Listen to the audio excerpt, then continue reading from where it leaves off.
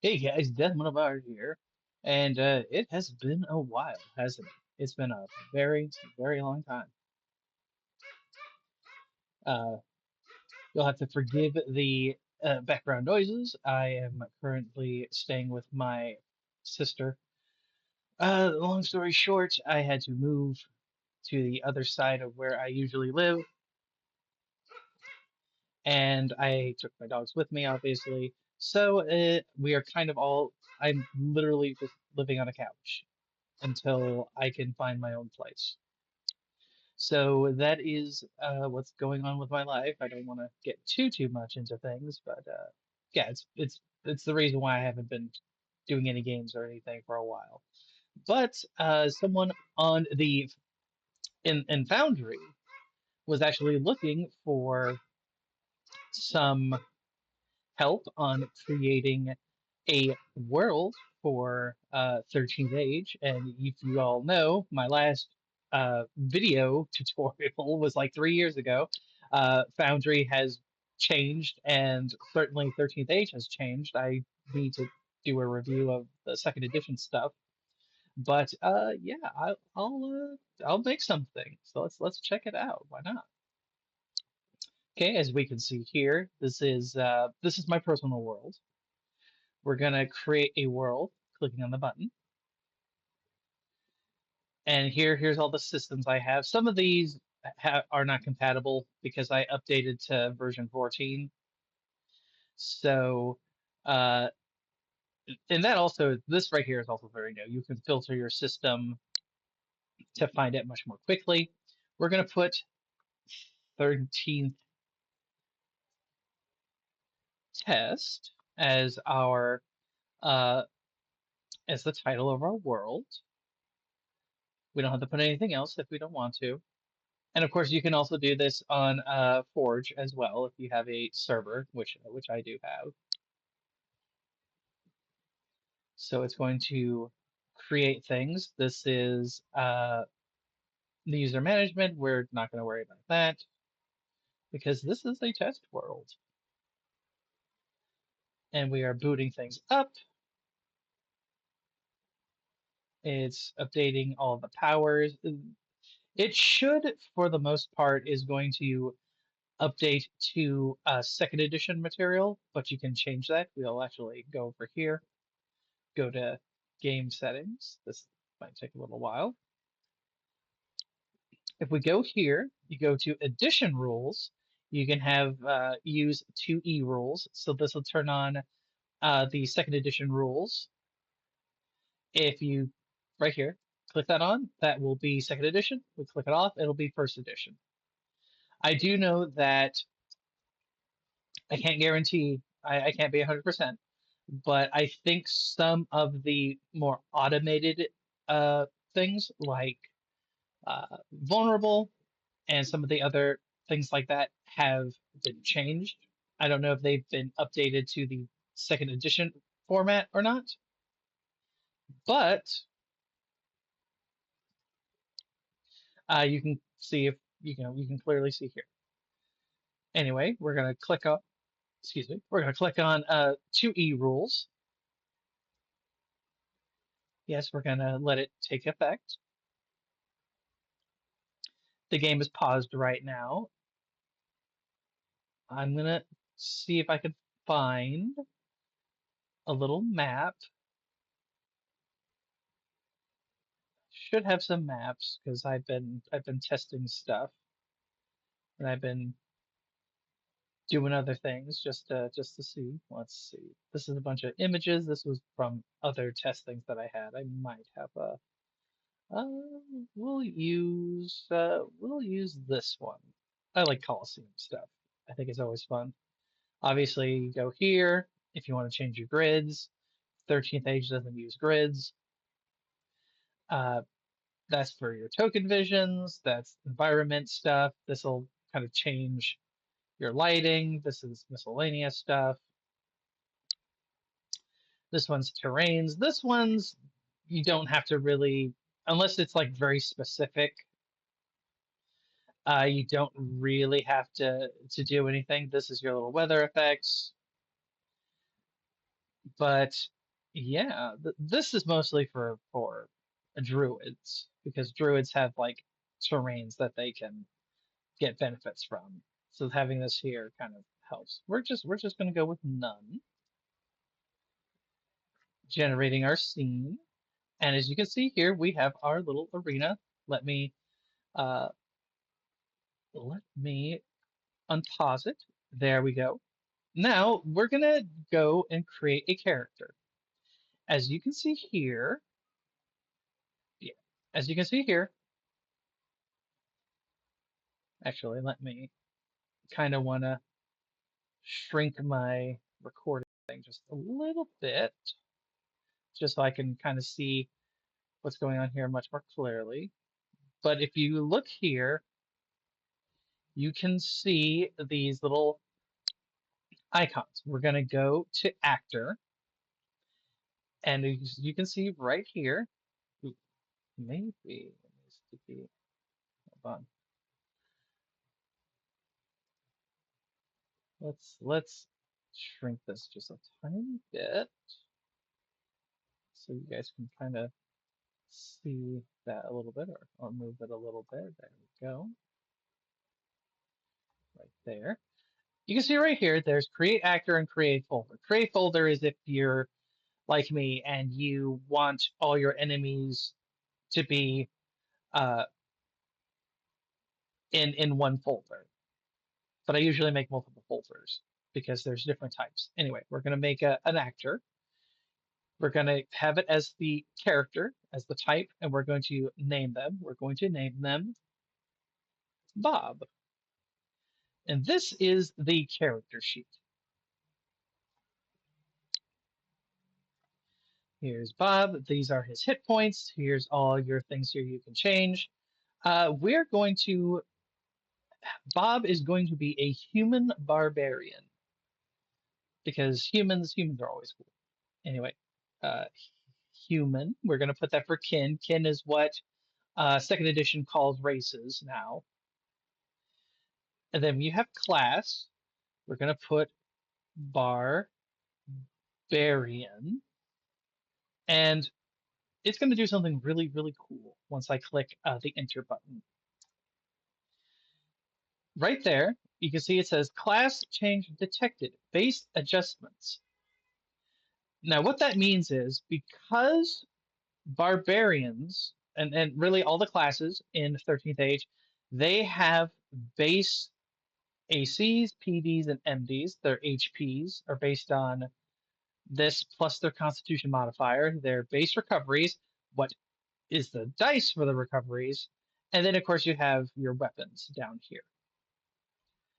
I usually like to click cast at actor level, even though he is a barbarian. It helps in case there is you have something that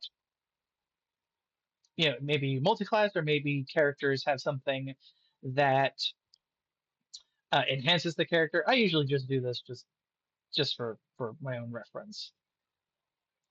And we go here. We're gonna go back. We're gonna go to powers. This is we'll do powers in a second. This is details. You can write down stuff here.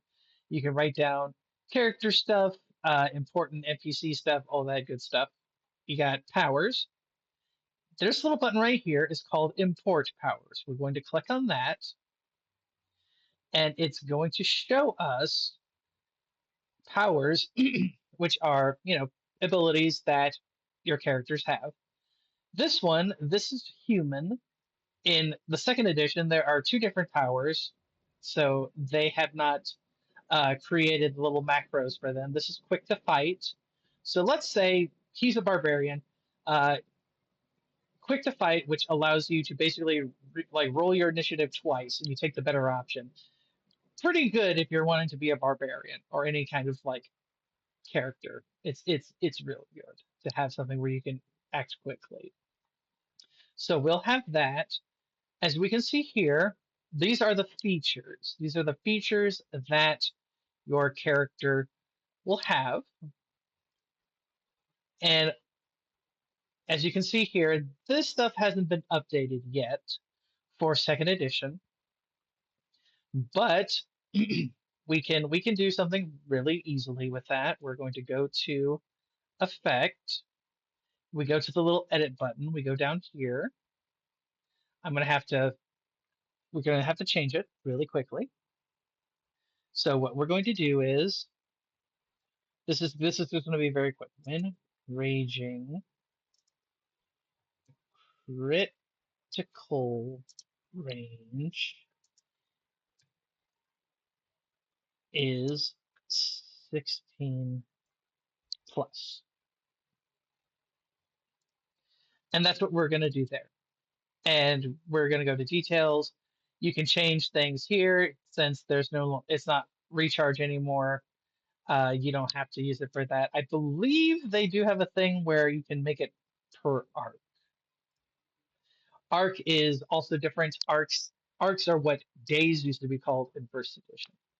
But this is you can do it like that. Obviously, because this is all first edition stuff, you would have to change that with just copy pasting. But again, it's copy pasting. It's usually very, very quick. We're going to go back to import powers. And we're going to go to talents. Again, the talents have also changed. These have not been updated as well, but it's okay. We're going to, we can change them later if we need to. Uh, Unstoppable is really good if you are playing a barbarian.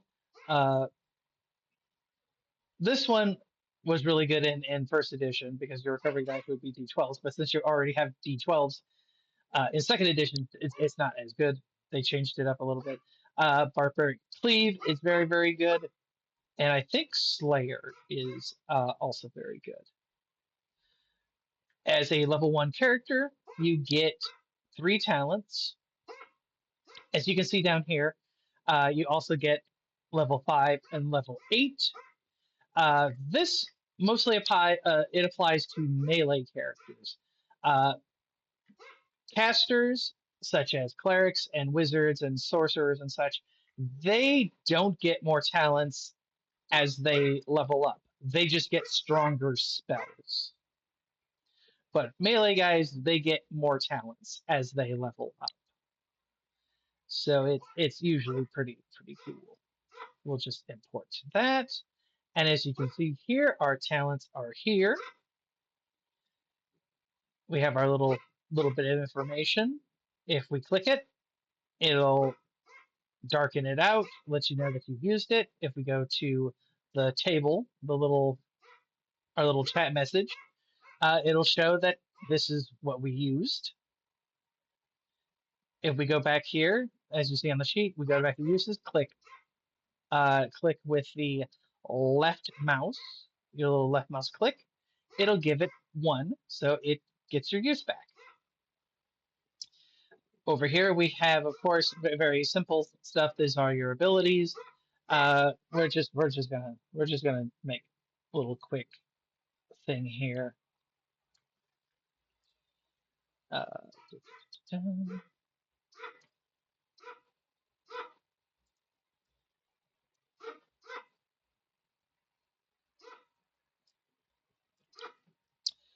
and there you go. And as you can see here, because we changed things here, because of how defenses are calculated and how health is calculated, our barbarian now he has 30 hit points. We're going to go here. We're going to change that to 30. And as you can see here, his health is all the way there. So he's already ready to go. His AC 16, PD 15, MD 12, which is pretty much what you would consider for a barbarian. Now we have backgrounds. Backgrounds are how 13th Age does skills.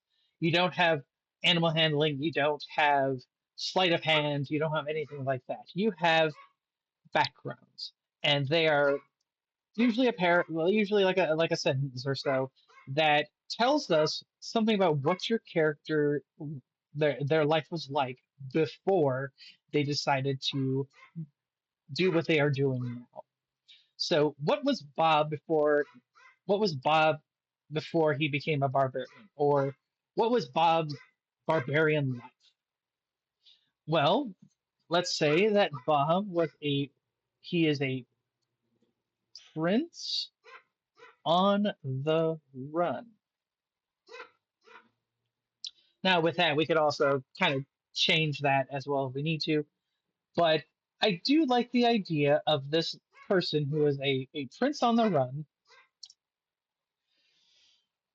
Obviously, because he was a prince, uh, he probably knows royal etiquette. He probably knows how military things could possibly work, depending on how your character kind of goes. So we'll say that this is kind of a middle importance for the character. So we'll make that a +2. What is another thing? Well, he was a prince on the run. Let's say he was a corsair pirate. I don't think that's how you spell pirate. I think is that right? Yep. Corsair pirate. Let's say that because he was a prince on the run, he also took to the seas. I mean, you can't just run on the land. You got to run in the. You got to get in the seas too. During his time on the run, he worked with pirates, and he became a corsair pirate. Maybe that's an oxymoron.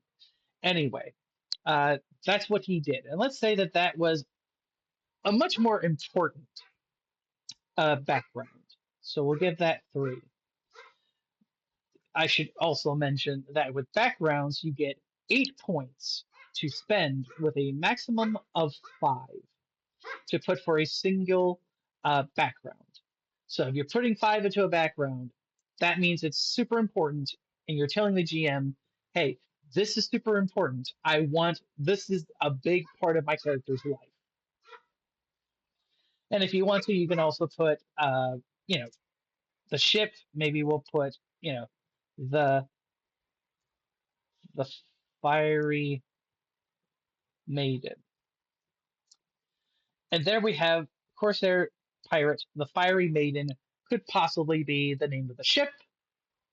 Maybe it's something else. Who knows? Then we have our third little background. Right here, we have used 5 so far, so we have another 3 that we can use. Let's say he's a prince on the run. He was a corsair pirate. Let's say he worked. He is a. Let's put. Let's see. Uh, breaker of slaver chains. This one might be a little. It might be a little too vague, but breaker of slaver chains. Obviously, during his time as a pirate, maybe they broke they broke the chains off slaver ships, saved a lot of people from slavery. Big deal. That's a big part of your character. So that yeah, that looks good. Then we have our icons. Icons in 13th Age are your movers and your shakers. They are your powerful uh, factions and organizations, and they are very customizable. The typical uh, icons run the range of powerful sorcerer, the ruler of empires, elf, the ruler of the elves, ruler of the dwarves, an undead king, a demon emperor, and many others. If you're coming from first edition, in second edition, they killed the Orc Lord, who was the obviously the ruler of the orcs. Nobody knows how that happened, but maybe that's something your character could also use. Maybe you like the Orc Lord. Maybe you want to get rid of the Demon Emperor, like because you know what, you're just tired of demons. So you can kill off your icons as you see fit. That can also be a big major part of your adventure is finding out how this icon was killed because icons are they are very difficult to kill because they're these kind of big defining characters. And as I said, you can also just make them organizations or factions if you really wish. They are very customizable. Let's say he has a negative relationship with the Empire. He is a former prince on the run, so him having a negative with the Empire and also pirates also kind of helps with that. So we'll have that be his negative relationship. Let's say he has a positive relationship with the Pirate Queen. Let's say that you have, let's say that you have, your whole thing is focused mostly on the waters.